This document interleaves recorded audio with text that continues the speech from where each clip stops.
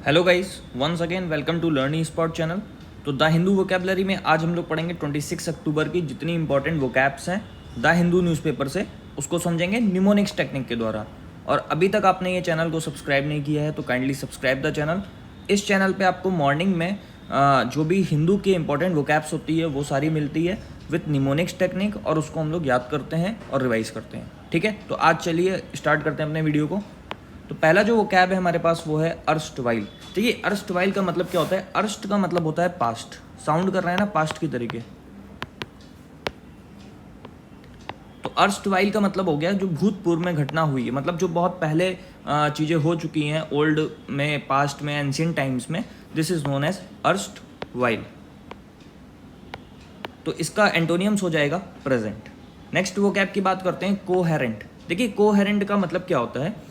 Logical, मतलब कोई logical चीज़ को बोलना, मतलब कोई रीजनेबल चीज़ बोलना। ठीक है, ऐसा नहीं कि कुछ भी उटपटांग बोल दिया। तार्किक विषय के ऊपर बात करना, रीजनिंग। जैसे आप लोग पढ़ते हैं ना, एक सब्जेक्ट होता है रीजनिंग, तो तार्किक ज्ञान। ठीक है, तो इसको याद कैसे कर सकते हैं? रेंट, यहाँ पे आपको लास्ट में वर्ड दिखाई दे रहा है। तो जैसे कोई किसी को मकान लेना है तो वो किसी ओनर के पास गया और वो कह रहा है कि आप मुझसे लॉजिकल रेंट मांगो। लॉजिकल रेंट का मतलब ऐसा नहीं कि आप 10,000 20,000 कुछ भी मांग ले रहे हो, जो इसका एक्चुअल रेट है रेंट का वो आप मुझसे लो। तो रीजनेबल रेंट आप लो मुझसे। ठीक है, तो याद कर सकते हो आप इस वर्ड से भी। तो रीजनड और रीजनेबल इसके वोकैब्स हो जाएंगे, और एंटोनियम्स हो जाएगा इसका इनकोहेरेंट। ठीक है, नेक्स्ट वर्ड की बात करते हैं, इंटरमिटेंट। इंटरमिटेंट का मतलब होता है रुक रुक कर, मतलब स्टॉप, इंटरवल्स, आफ्टर इंटरवल्स। ठीक है, तो देखिए इसको याद कैसे कर सकते हैं? इंटर वर्ड यहाँ पे यूज़ हो रहा है ना, तो इंटरवल इन मूवी। तो मूवी में इंटरवल होता है, मतलब एक 3 घंटे की मूवी है अगर, तो 1.5 घंटे में वो क्या होता है, उसको रुक रुक कर चलती है ना, मतलब बीच में इंटरवल दे देते हैं उसके। तो उसको याद कर सकते हैं आप इस तरीके से, इर्रेगुलर या फिटफुल। इसका एंटोनियम्स हो जाएगा कंटिन्यूस, मतलब लगातार। ठीक है, नेक्स्ट वर्ड की बात करते हैं, फीट। अब देखिए फीट को कैसे याद कर सकते हैं? फीट को आप, फीट मतलब जो पैर वाला फीट होता है उसको, उस पंजे वाला, उसको उस तरीके से याद कर सकते हैं, जो व्यक्ति अपने पैरों पे खड़ा हो। ठीक है, जो व्यक्ति अपने पैरों पे खड़ा हो, यानी फीट का मतलब हो गया अचीवमेंट, उपलब्धि प्राप्त कर लेना। तो एकम्प्लिशमेंट और अटेनमेंट इसके वोकैब्स हो गए, और इसका एंटोनियम्स हो गया फेलियर। याद हो जाएगा। नेक्स्ट वर्ड की बात करते हैं, क्रोनिक। अब क्रोनिक का मतलब क्या होता है? देखिए इसको याद कैसे कर सकते हैं? क्राउन। ठीक है, क्रोनिक से आप क्राउन वर्ड फ्रेम कर सकते हैं अपने माइंड में। King long last in his empire, मतलब बहुत टाइम तक जो व्यक्ति रहा हो, या ऐसे आप इसको भी इस वर्ड से क्रोनिक डिसीज़ आप लोगों ने सुना होगा। ठीक है, क्रोनिक डिसीज़ मतलब जो बीमारी बहुत लंबे समय तक रहती है बॉडी में। ठीक है, कैंसर हो गया। ठीक है, और भी कई तरीके की बीमारियां जो लंबे समय तक रहती हैं, मतलब बहुकालीन, कंटिन्यूइंग या कंटिन्यूअल। तो किंग जो था उसके पास जो क्राउन था वो काफ़ी लंबे समय तक वो एम्पायर में रहा, राजा बन के रहा। ठीक है, एंटोनियम्स हो जाएगा टेम्परेरी। नेक्स्ट वर्ड की बात करते हैं, प्रॉम्प्ट। प्रॉम्प्ट को कैसे याद कर सकते हैं? Promote fastly. प्रॉम्प्ट को आप प्रमोट वर्ड से इसको लिंक कर सकते हैं कि जो व्यक्ति बहुत जल्दी जल्दी प्रमोशन हो रहा है, उसका बहुत जल्दी जल्दी आगे बढ़ रहा है, this is termed as prompt. Prompt मतलब हो जाएगा क्विक। स्विफ्ट, रैपिड इसके वोकैब हो जाएंगे साइनोनियम्स में, और एंटोनियम्स में हो जाएगा स्लो। नेक्स्ट वर्ड की बात करते हैं, एक्सपोज्ड। एक्सपोज्ड, देखिए एक्सपो, आप लोग एक्सपो मेला में जाते हैं ना, वहाँ पे क्या होती है, सारी चीज़ों की प्रदर्शनी लगती है पब्लिक के सामने।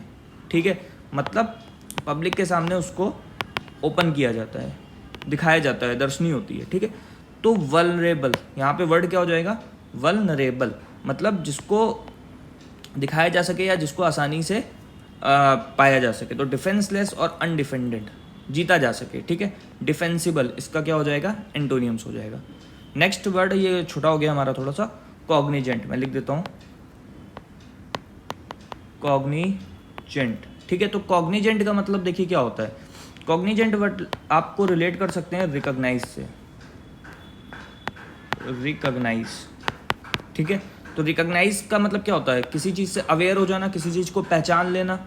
ठीक है, तो जानकार हो जाना किसी चीज़ का, अवेयर हो जाना। तो कॉन्शियस और अप्राइज्ड इसके साइनोनियम्स हो जाएंगे, और एंटोनियम्स इसका हो जाएगा इग्नोरेंट, जानते ही नहीं हम किसी चीज़ को, हम किसी चीज़ को रिकॉग्नाइज ही नहीं कर पाए, this is termed as ignorant. Next word की बात करते हैं, नोवेल। नोवेल देखिए, नवल, नोवेल साउंड कर रहा है नवल से। नवल हिंदी में मतलब होता है, नवल का मतलब नया, न्यू। ठीक है। ओरिजिनल, अनयूजुअल, तो इसका एंटोनियम्स हो जाएगा ओल्ड। याद हो जाएगा।